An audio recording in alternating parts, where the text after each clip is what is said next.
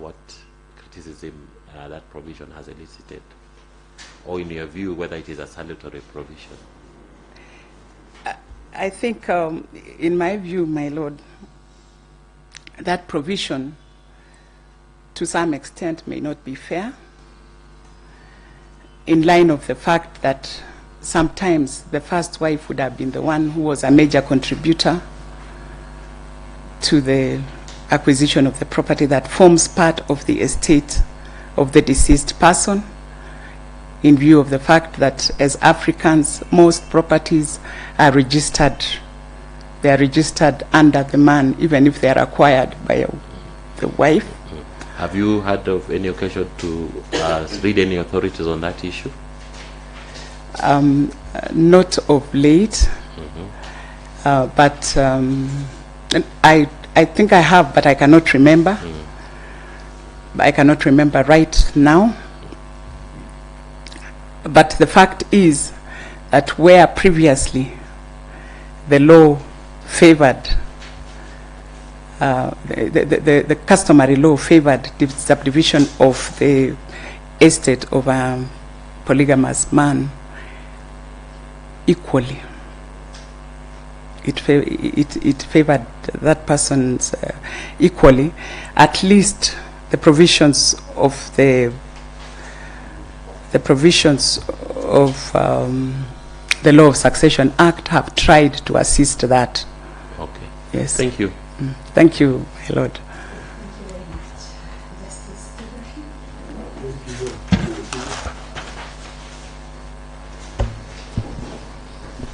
Counsel, I have a few questions for you. I've looked at your sample writings that you presented. Yes, my Lord. Including the opinion that you gave, the opinion that you gave to your client, the KTDA. Yes, my Lord. I like the way you structured your opinion. Yes, my Lord. And that an opinion is almost akin to the way you structure a judgment. Yes. But for you, for the purposes of my question, now you'll not be addressing your clients or the the court, because now you normally do your pleadings, you do your opinions to your client, and then your pleadings to court, and you also argue. Yes, in your submission, using your submissions. But this time, the audience is different. It is the parties, and finally, the judgment will speak for you yes, in terms Lord. of the public reading. So how do you intend to outline and write your judgments? I'm sure you are preparing in case you are appointed. Yes, my Lord. Thank you. In preparation of the judgment, I would, upon completion of hearing and upon receiving submissions, I would sit down, read through the evidence once more and the pleadings, Yes. sit down, do an introductory part, set out the facts as the evidence that has been given by either parties, set out the key issues for determination, then analyze those issues for determination, then eventually I give or render my decision based on the analysis that I have made and the conclusions that I have reached. Okay. How do you carry out your research? Because for me, writing and submissions is almost similar. You apply the same tools, and you use research methodology and so on. But how do you normally carry yours, and how do you intend to, let's say, employment dispute? My Lord. How do you intend to do your research? Thank you, my Lord. I think what I left out earlier on was that I would also consider case law in rendering my judgment. I would look at past authorities. So in order for me to carry out my research, I think research these days is made easy because we have the ability to conduct research online the Kenya law reports and other law reports from other jurisdictions, which in my current station I do not really have I do not have access to, but I believe that when I get to the judiciary, I hope that I'll have access to those reading materials from other jurisdictions. But I also look through, I sit down, go through the search engine, and based on the relevance of the matter that is before me, I do my research. Sometimes I also talk to the pupils that are under me. I explain to them that the issue before me, and I ask them to research on my behalf, and I look at the research, and when they make the reports to me, I confirm whether the research is in line with the issues that I was delving into. Okay. Finally, I can see that in some of your submissions, quite a number of them are fairly lengthy. I don't think sometimes, due to the amount of work that judges do, or judicial officers for that matter, time is not, you don't have the luxury of time. How do you, and the issue of being concise is very important, but clear and to the point. Yes, my lord. Yes. I think that is a default. I can be short and clear and concise when called upon. And in fact, in certain cases, the judicial officers or the judges limit the number of pages that a submission would be. And in particular, in the Court of Appeal, I am aware that there is a limit to the number of pages that we can submit, and therefore, when called upon, I am able to do a concise and short summary of the matters before me. Okay. Thank you very much. I wish you all the best. Thank you, my lord. Thank you, Chair. Good afternoon once again, Council. Good afternoon, Commissioner. Okay, remember in my earlier years, we used to work together on FIDA issues. It's not only Vice Chair, it is known to you. So the initial question I needed to ask, as you've already responded when the Chief Justice asked the question. So Socrates says elements of a good judge are to hear courteously, to answer wisely, to consider soberly, and to decide impartially. On the issue of courtesy and consider soberly, there has been concerns, and I think now with social media, there's been concerns that certain judges or judicial officers, the language they use is not courteous.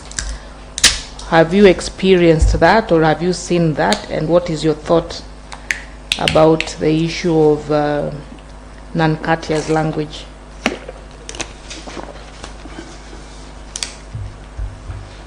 Thank you, Commissioner. In my 32 years of practice, of course, I have come across several judicial officers and judges, some of whom have been less than courteous in their dealings with us. But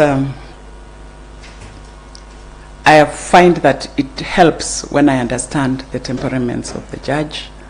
Sometimes some of those judges are undergoing very serious personal issues that we may not know. And therefore, I try as much as possible to be courteous with them also. I do not return the fire with fire, so to say. I address them respectfully. I am humble, naturally I'm humble, so I address them humbly. And a lot of times I find it helps. We had a judge in Kericho at one point where people were not understanding how he would get along with me. But he would get along with me because I gave him due respect. And I think this springs from my jurisprudence, that I need to understand the temperament of a judge, and I need to understand their leanings in order to know how to deal with them. Nonetheless, as a judicial officer or a judge, one should try as much as possible to be sober and to be respectful, because that would be upholding and promoting our principles and values as espoused in the Constitution. Okay, so you have mentioned that at times judges or magistrates are handling personal issues, and this then becomes visible when they engage with litigants. Yes. So how would you ensure that, in as much as you've said that you're a courteous person, which I know that as a fact, how would you ensure that personal issues does not affect your work as a judge? Thank you, Commissioner. For me, over time, I have developed my character. I've worked on my character to the extent that I am able to disconnect my personal feelings from the work that I do. And it was born of the fact that some of the employees that I've had in the past have let personal issues spill over. For example, there was a time I had an associate to whom I would send clients, and they would come back and tell me, no, I do not want that advocate, and I would ask them why. So one day I went to sit down, and I found out, and the advocate broke down, and I found out that she was going through so much. And it is born of that that I decided to work on myself, so that I'm always conscious as I deal with members of the public that I need to ensure that I am courteous, I am respectful at all times. Even as I deal with my clientele, there are those who will come and accuse you falsely, sometimes of delaying their matters, sometimes of colluding with the other side. But I find that I'm able to maintain my cool, and I'm able to handle them in a manner that will resolve the issue amicably. Okay, thank you. Let me just try and inform you of how the life of a High Court judge, I'm not one, but having sat at the Commission, I'm able to understand how their life is. So averagely, a judge is expected to hear 1,200 cases per year. They're expected to write judgments within 60 days. Judges carry their files in meetings, at home. They do not have a social life. You have indicated rightly that a station like Kericho, the infrastructure is not sound. So you'd find yourself in a station with not very good infrastructure. Are you ready for this? Yes, I am, Commissioner. Okay. As I said, I have given much thought to it, and I am ready. Okay. Thank you, Commissioner. Thank you. Lastly, I see you are also a director at a hospital. Yes. So once appointed, how would you ensure that there is no conflict between your role as a judge and anything that can come out of that hospital, any legal issue? Thank you, Commissioner. I've already made arrangements, and if appointed, I will hand over the helm of the hospital to somebody else in the family. I will remove myself from anything that is likely to conflict with my duties as a judge. Okay, thank you. Well, that's fair enough. Thank you, Chair. Thank you, Commissioner. Thank you. All the best. Thank you, Chair, and welcome again, Honorable Alice. Thank you, Commissioner. Now, when we were preparing for this exercise, we engaged the stakeholders, and they told us they would want a judge who understands the complexities of the judicial system, including the challenging environment and power dynamics. Do you agree with this statement, and why do you think it is important?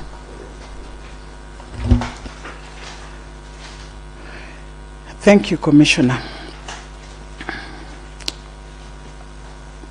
The complexities of the judicial system and the dynamics thereof are important to any person who intends to work in the judicial system, because one needs to be ready to adapt to change. One needs to be ready to adhere to the work ethics and the integrity of the institution, one needs to be ready to embrace new developments, both in the law and in the society, because we have a dynamic society where their values keep changing, and unless one is ready to adopt to those, then that person is not able to fit into the judicial system, Commissioner. I hope I have answered. I hope I got it right. Okay. Fair enough. Now, explain how the role of the judge has changed from that of a traditional judge, as we have always known.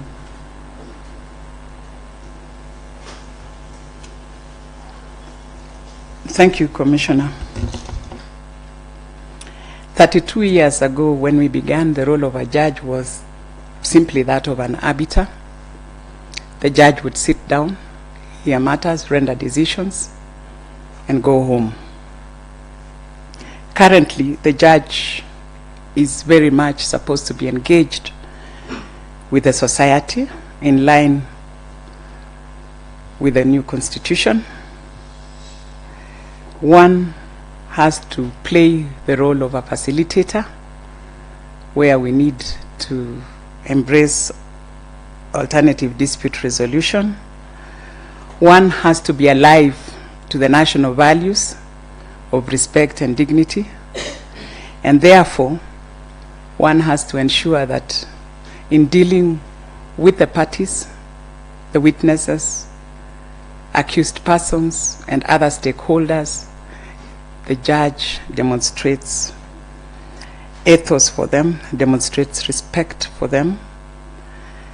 We need to make sure that we are aware of the need to treat all persons in society equally, and that includes the accused persons, that includes the old people in society, and the other vulnerable communities and the marginalized communities. And so the role of a judge basically has changed to that of a person who is not so far away from the people. A judge now needs to be closer to the people without necessarily compromising on the office and the integrity of the judge. Thank you. I hand you back to the chair. Very much. Thank you. Thank you, Chair. Good afternoon once again. Good afternoon, Commissioner. Maybe you could share with us why you feel it is important to measure performance in the work environment. Thank you, Commissioner. Performance is key in every work environment. We need to measure performance qualitatively and also quantitatively. And it is important for that to be done in order to ensure that every officer or every staff member in an institution is doing what they are supposed to be doing. And so in the judicial context, performance needs to be measured in order to ensure that we eradicate backlog, that every judicial officer or judge puts in their best. Before we get to that, I just wanted to know the importance. Okay. So now the next question is, do you have a framework in your law firm? You've indicated that you have your own law firm. Yes. Earlier you even mentioned that it's not a very big, in terms of the staff you have. Yes, Commissioner. But do you have a framework for measuring performance for your staff members, maybe even for yourself? Yes, Commissioner. Thank you, Commissioner. In my law firm, I have put in place some standard operating procedures that enable us, first of all, to ensure that when we receive work from a client, that it is done to the standards that are required. I have assigned duties to my 2 associates. Each one of them has a docket which they head. I have assigned duties to the paralegal staff that I have, and every quarter, on a quarterly basis, we sit down, we evaluate the work that has been done, the output that has been done, and even as we do returns to the clients, especially the corporate clients, because they need frequent returns, we are able to tell whether or not we have done our work properly. And how would you assess your performance? We assess our performance by the turnaround time in the matters that we are handling. We also assess it by the success in the matters that we are handling. We also assess it by the failures, because we sit down and do an analysis, a SWOT analysis, What went in wrong? order to know what went wrong, where we would have done right. So we sit and do that. We tend to sit as a team, especially when we have complex matters.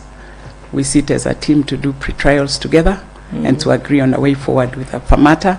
And so it is easy for us to assess our performance. We also have a bring-up system, which I am able to look through and tell whether or not an associate has done the work that was required of them at the particular time. Okay, that's good. Now, let's now go back to judicial work in case management. That is provided for under Order 11 of the CPR, the Civil Procedure Rules. Yes. What exactly is the objective when you go through that process? And what orders do you envisage yourself giving as a judge? 3 orders. The objectives in Order 11 are, first of all, to enable the parties to prepare for hearing and to ensure that all documentations and all evidence is in place prior to the hearing, so that we avoid unnecessary adjournments. It also assists in discovery, so that parties do not spring evidence on the other ones. And as a judge, I would see myself giving directions.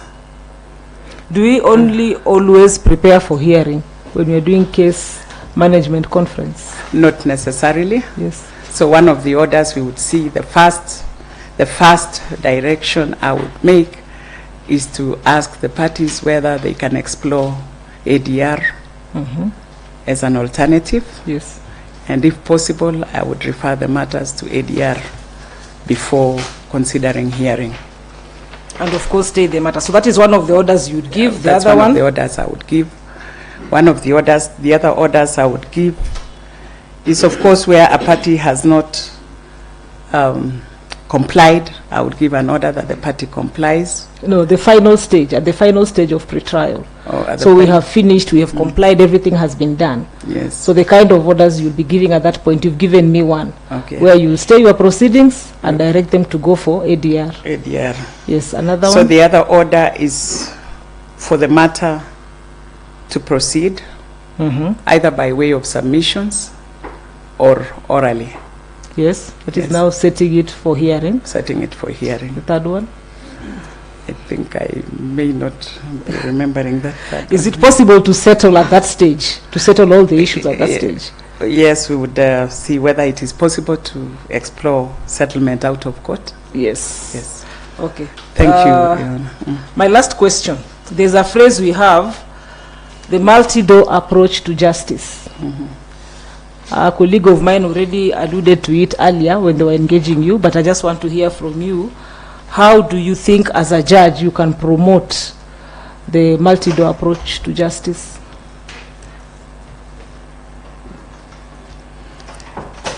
I think one of the key issues in promoting multi-door approach to justice, from where I sit as a practitioner, is, first of all, I would need to ensure that the Law Society of Kenya itself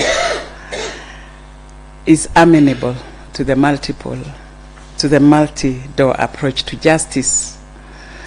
Your Honor, you recall that there was a lot of resistance to the what you call the judiciary kiosk at the Huduma centers.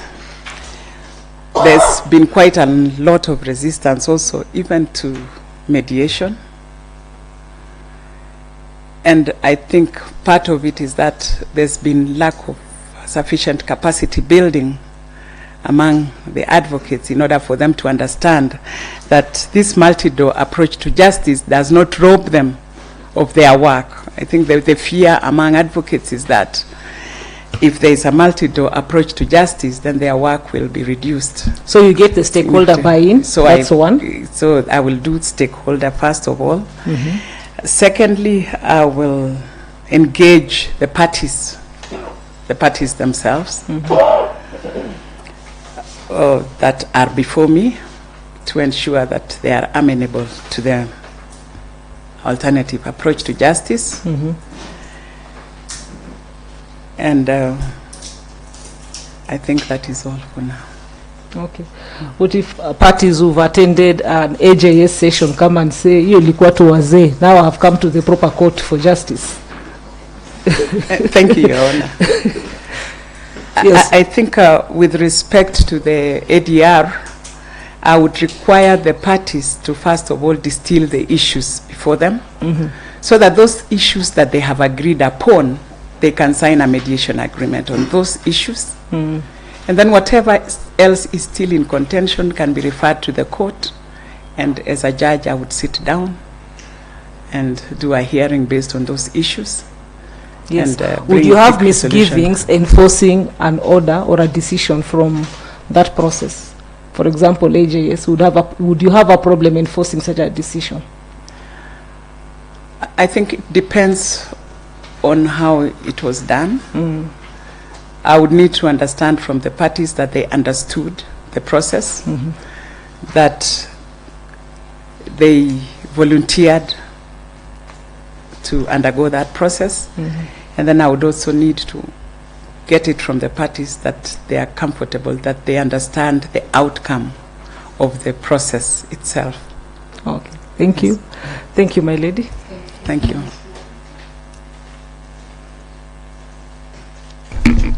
Yeah, thank you very much, CJ. Now, Madam, would you tell us what achievements you can describe to us which are directly as a result of your leadership and vision? What achievements can you describe to us which are directly as a result of your leadership and vision? Thank you, Commissioner. Maybe can I seek a clarification? Is it achievement in terms of legal work alone or everything?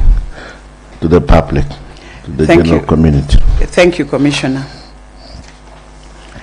Commissioner, I have, as a result of 32 years continuous practice, I have contributed to justice, to the promotion of access to justice within our environs. I have contributed to the reform process, to the constitutional reform process. I actively took part in civic education and sensitization of the people on the proposed constitution prior to the referendum. I have engaged in peace building, especially after the unfortunate events of 2007, where there was post-election violence in our area. And I engaged myself in peace building, as a result of which I was given an award by the South Rift Development Forum and the interfaith communities. I'm also a leader of the women ministry in my church, a women ministry known as Daughters of Faith. Aside from that, commissioners, I am a chair of the Board of Governors of Kericho High School and Korongo Girls High School. Kericho High School, I have, with my team of board members, we have managed to bring stability to the school that was facing turbulence for the last 2 years. And I have also contributed to the society by taking care of orphans, vulnerable children, paying their school fees. I have also been a pro bono provider on behalf of FIDA and on behalf of the Cradle for as long as I have been in practice. In fact, I would say that I'm the face of FIDA in Kericho, and I feel that I have contributed significantly and achieved a lot in that field. Thank you. Thank you, Honorable Chair. Good afternoon, Council, once more. Good afternoon, Commissioner. Please tell us reasons why a judge may be removed from office. Why a judge would be removed from office? A judge would be removed from office because of incapacity, first of all, mental or physical incapacity. A judge would be removed from office for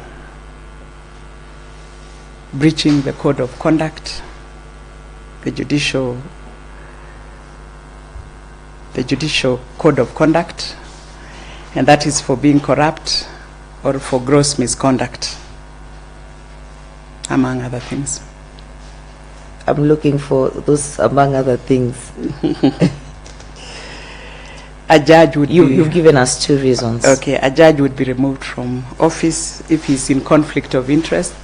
If a judge acts in conflict of interest, for example, if a judge sits in judgment in a matter in which he has an interest or members of his family have an interest, a judge would be removed from office if by their own conduct or temperament they have conducted themselves so much that they have put the repute of the office of the judge into question by constantly harassing litigants and advocates and being unable to deal fairly and soberly with people. Doesn't that amount to gross misconduct?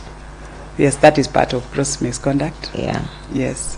So you will look at that. There's bankruptcy, incompetence. Final question from me. Please give us the guiding principles of leadership and integrity. The guiding principles of leadership and integrity are founded under that's leadership of integrity, under article... Under chapter 6. Chapter... Specifically.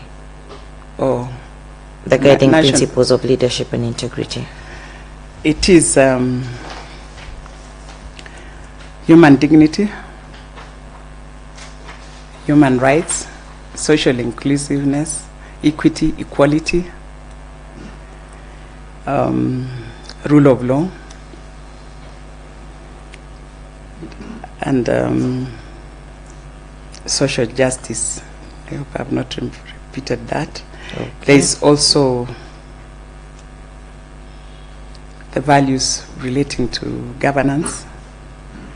Okay, I just wanted the guiding principles. Yes. You look into that as well. Maybe the very final, if you're successful, you'll be in charge of managing the human resource, which is one of the biggest assets in the institution. And among that, we have a group called millennials, the younger generation. Yes. Where do you think is their place, the place for millennials in the institution? And now you would go about managing this very different group of people. The millennials are a unique group of people. One is that they have skills and competencies which a lot of the older generation do not have, especially in IT, and they are very instrumental in the administration of justice. But secondly, they are also restless, and they tend not to stick to rules and to times. So in order to manage them, first I would make sure that I have frequent meetings with them where we explore how to make their work environment better. I would ensure that as much as possible within the confines of the work environment. I give them ability to engage freely and flexibly, so that if there is work that they can handle at night and it is allowed by law, I allow them to handle that work at night, because I'm aware that many of them do not like working during the day for some reason, which I'm yet to understand. But so I would make sure that I accommodate them as much as possible and give them a good working environment. And also, I also affirm them, because they need a lot of affirmation, so that they understand that they are an important cog in the wheels of justice, rather than just appendages thereof. Thank you. Affirmation, reward and recognition, they really appreciate those. Yes.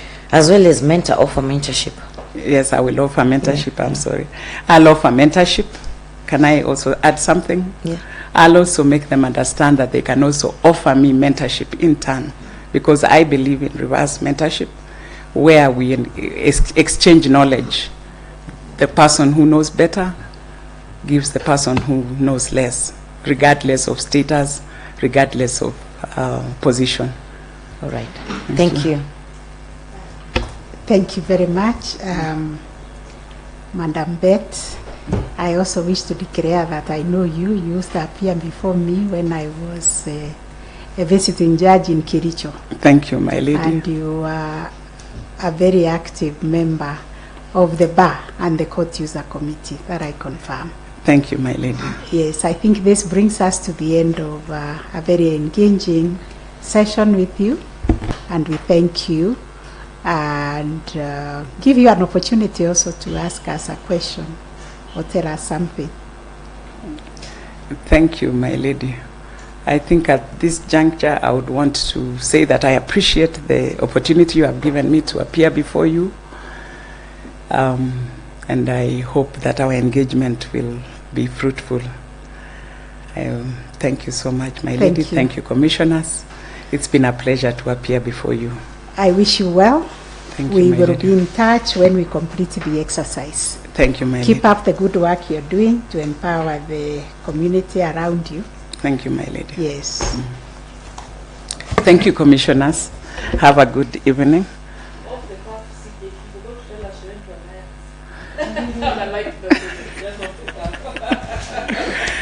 I think it has become an old joke. Yeah, I went to Alliance, and I think I know Honorable Majanja also went to Alliance. We Alliance people tend to know one another. Yes, thank you. But I think that is not my pride. My pride is that I'm passionate about justice, and I have tried as much as possible to do my work the way I have learned. I've tried, and to walk in the light, yes. To walk in the light, yes. To walk in the light, and being strong to serve. Thank you.